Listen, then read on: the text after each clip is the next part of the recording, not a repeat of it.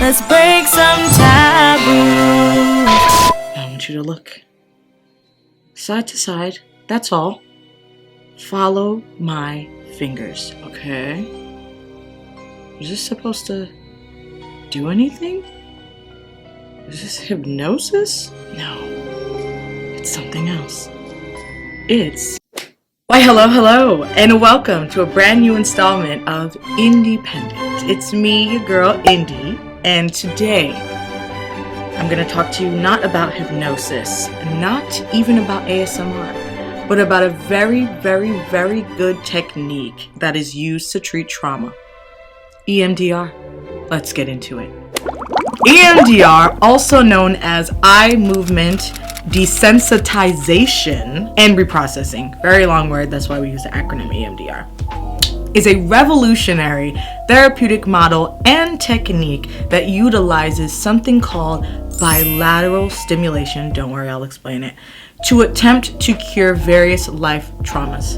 What is bilateral stimulation? Well, indeed, let me explain.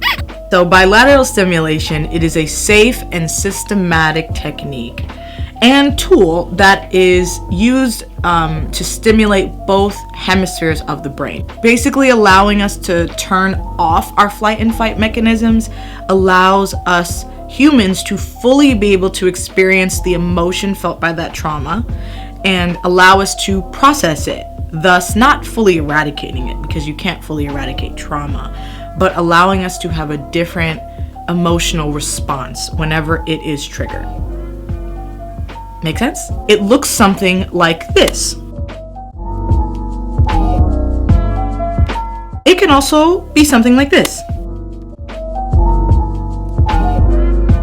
EMDR believes that traumatic memories, right, are unprocessed in the brain. If given the right environment and context, the brain or the mind knows exactly where it needs to go in order to be healed. Oh, and EMDR also has roots within CBT, and it was developed also in the late 1980s. Gotta give my props to my female psychologist, Dr. Francine Shapiro from New York City. Beware of NY. Hello! So let's get into the nitty-gritty. EMDR, it typically takes between about 6 to 8 sessions. The treatment is done in 8 specific phases, but for right now, I'm just gonna plaster the 8 on the screen, and you can pause it and read it if you want. And here they are.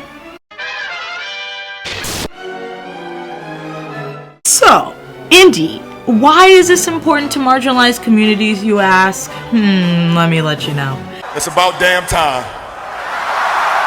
Specifically for Black people, it is an absolute statistical fact that most Black clients, we face higher burdens of racial trauma. This also informs kind of our insecurity and our hesitance, I would say, for lack of a better word, when it comes to being comfortable with traditional talk therapy. I personally believe that a lot of us have had to sacrifice, like our own therapy, our own mental health,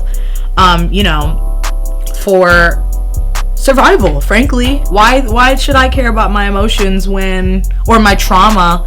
Because every Black person got to go through trauma. So who am I? Why am I special? No. We're going to change that in 2022, y'all.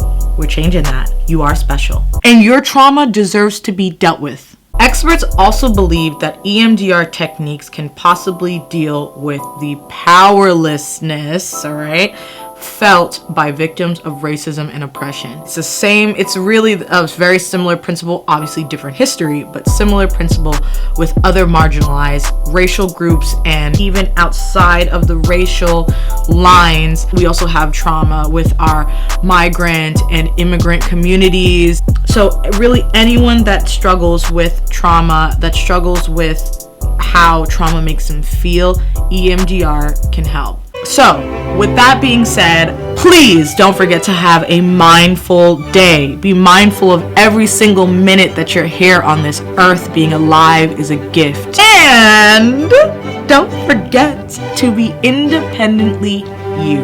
Mwah!